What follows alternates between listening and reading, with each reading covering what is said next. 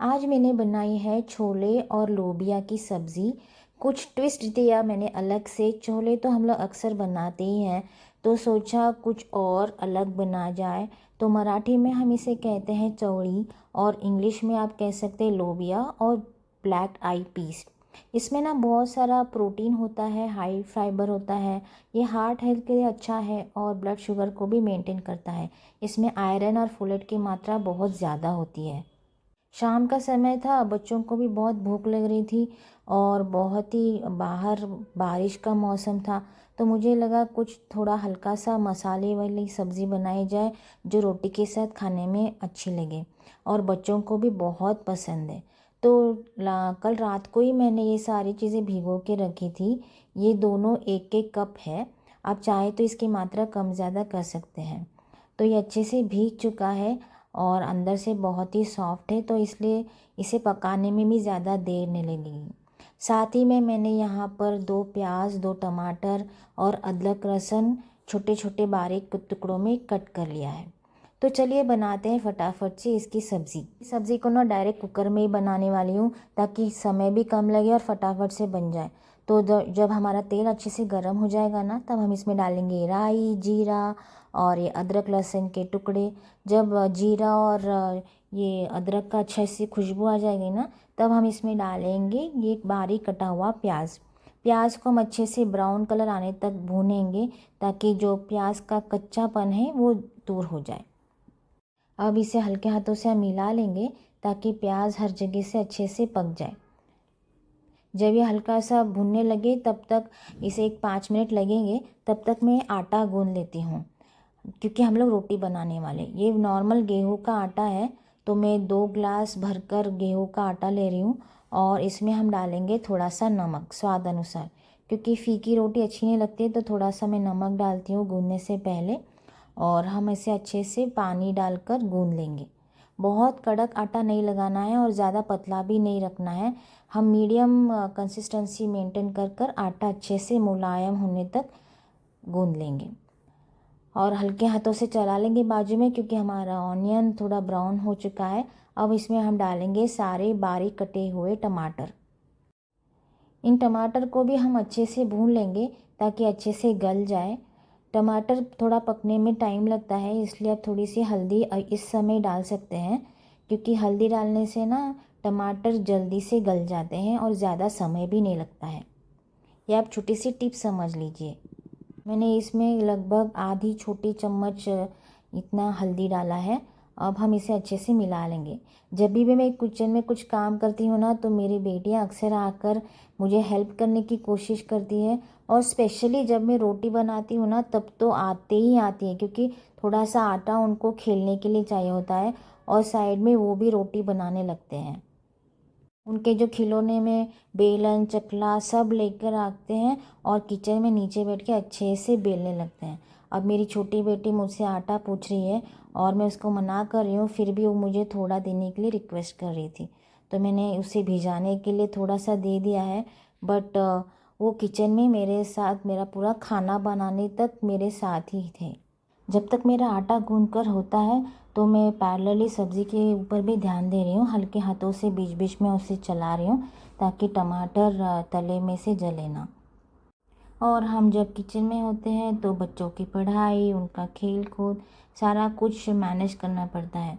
तो मेरी बेटी का कुछ टेस्ट था, तो मैं उसके कुछ वर्ड्स दे के आई थी स्पेलिंग्स के लिए।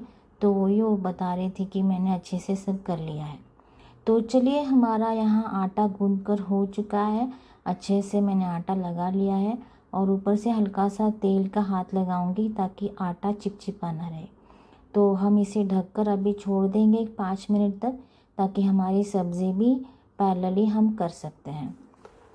तो कुछ इस तरीके से हमारा आटा गूंद कर हो चुका है। अब हम इसे रखते हैं साइड में। इसके ऊपर एक प्लेट ढक देंगे, ताकि ये आटा ऊपर से ड्राई ना हो जाए। आटे को भी हम जो ज़्यादा देर तक नहीं रखेंगे, बस हमारी सब्ज़ी हो जाए तो मैं झटपट से रोटियां बनाने के लिए ले लूँगी। तो यहाँ पर हमारे टमाटर भी अच्छे से गल चुके हैं, और देख ही सकते हैं। अब हम इसमें डालेंगे सारे हमारे काबुली चने और ये लोबिया। इसके ऊपर हम डालेंगे गरम मसाला, जो है नमक और लाल मिर्च का पाउडर। ये सारी चीज़ें आप आपके स्वाद के अनुसार डाल सकते हैं। जब इन सारे मसालों को हम डालेंगे ना तब अच्छे से मिला लेंगे ताकि मसाला हर छोले में और ये सब्ज़ी में मिक्स हो जाए। जब ये अच्छे से मिक्स हो जाएगा ना तब इसमें डालेंगे लगभग 2 ग्लास पानी, ताकि हमें जब सीटी करेंगे ना कुकर की ताकि ये जले ना। अच्छे से हम इसे एक 3-4 सीटी आने तक पका लेंगे। इस स्टेज पे ना आप हरा धनिया बारीक काट करके डाल सकते हैं। मेरे पास हरा धनिया ख़त्म हो गया था इसलिए मैंने नहीं डाला है। और बस हम कुकर का ढक्कन लगाकर इसे पकने के लिए छोड़ देंगे। और लीजिए मेरी छोटी बेटी आ गई है और मुझे रोटी बनाने में अभी मदद कर रही है। थोड़ा सा आटा इसने निकाल लिया है एक बाउल में और मैंने साइड में रखा है थोड़ा सा तेल जो मुझे रोटी बेलने में चाहिए। और यहाँ पर हमारा आटा लग के भी हो चुका है अच्छे से। कुकर की एक सीटी भी तब तक आ चुकी है। तो यहाँ पर मैं रोटी बनाने के लिए ले रही हूँ। अच्छे से रोटी बेल लेंगे। इसे मैं ना फोल्डिंग करके बनाती हूँ कभी भी रोटियाँ, ताकि अच्छे से अंदर से जो लेयर्स होते हैं ना वो इसी की वजह से आते हैं। मेरी रोटियाँ हमेशा अच्छे से फूलती है और बहुत ही नरम होती है। आप रात को रखी रोटी सुबह भी खाएंगे ना तो उतनी ही मुलायम रहती है, बिल्कुल भी कड़क नहीं होती है। तो हमारे घर में जो मैं बनाती रोटी है ना सबको ज़्यादा पसंद है। साथ ही में मेरी बेटी भी पूछ रही थी कि मैं भी रोटी बनाऊंगी, तो मैंने उसे कहा कि जब मेरी सारी रोटियां बेलकर हो जाएगी ना तो लास्ट में उसे रोटी बनाने के लिए चांस दूंगी। इसी बात पर वो लोग बाहर गए खेलने के लिए। जब भी मैं अभी रोटी बना के हो जाएगा ना तो फिर से आएंगे मेरे पास रोटी बनाने के लिए। तो ये रोटी मेरी बन चुकी है और मैंने तवे पे डाल दी है सेकने के लिए। साथ ही में कुकर की सीटियाँ भी आ रही है, अभी दूसरी सीटी आ गई है और 3-4 सीटी आने के बाद मैं कुकर को बंद कर दूँगी। तो इसी तरीके से मैं सारी रोटियां बेलकर रेडी रखने वाली हूँ, ताकि जब कुकर का ढक्कन हम निकालेंगे तो जल्दी से खाना परोस सके। यहाँ पर मैंने अभी जो रोटी तवे पे डाली है देख ही सकते छोटे छोटे बबल्स गुब्बारे की तरह फूल रहे हैं।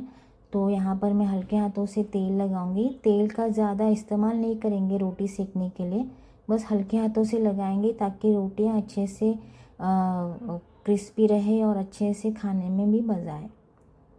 यहाँ पर मेरी बेटी ने कुछ क्राफ्ट बनाया है तो मुझे दिखाने आई थी। तो लीजिए हमारी रोटी अच्छे से सेक कर हो चुके हैं। वैसे ही हम दूसरी रोटी भी सेक कर रेडी कर लेंगे। तो चलिए ये रोटी भी हम लोग तवे पर सेक लेंगे।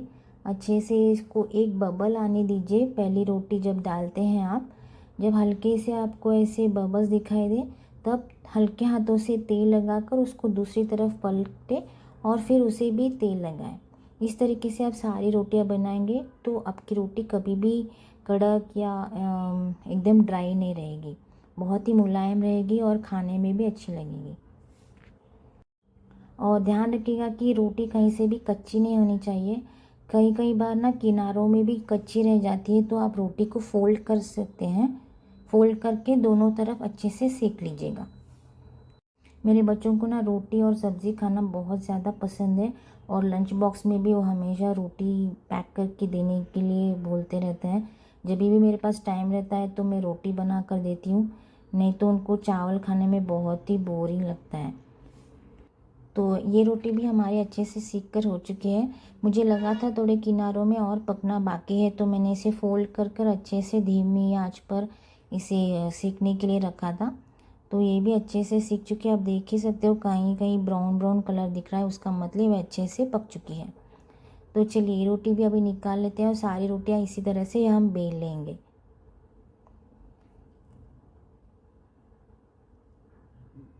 इसी तरह मेरी सारी रोटियां बनाकर हो चुके हैं। तो मेरी बेटी अभी आ गई है किचन में उसकी रोटी बेलने के लिए, और उसने बहुत ही प्यारी रोटी बनाई है एकदम हार्ट शेप में, और मुझे इसे सीखने के लिए बोल रही थी। आप देख ही सकते हैं इसकी रोटी कितनी प्यारी है, बिल्कुल एकदम हार्ट शेप वाली बनाई है। बहुत ही सॉफ्ट आई थी इसकी भी रोटी, खाने में भी उसने उसी की बनाई हुई रोटी खाई है और उसको बहुत पसंद आई। आप देख सकते हैं इसने हार्ट शेप में रोटी बनाई है और मुझे सेकने के लिए बोल रही थी। तो मैंने इसे अपनी नॉर्मल रोटी की तरह सेक लिया है। बहुत ही एक्साइटेड थी वो खाने के लिए। उसने कहा कि ये रोटी मैं ही खाऊंगी। इसी तरह उसकी छोटी बहन ने भी कुछ मोमोज़ की तरह शेप देकर उसने बनाया था, अंदर स्टफिंग डालकर। वो भी अच्छा बना था। तो ये रोटी भी हमारी सेक कर हो चुकी है। आप देख सकते हैं मेरी दोनों बेटियां किचन में कितना मस्ती कर रहे हैं, मुझे काम करने बिल्कुल भी नहीं दे रहे थे।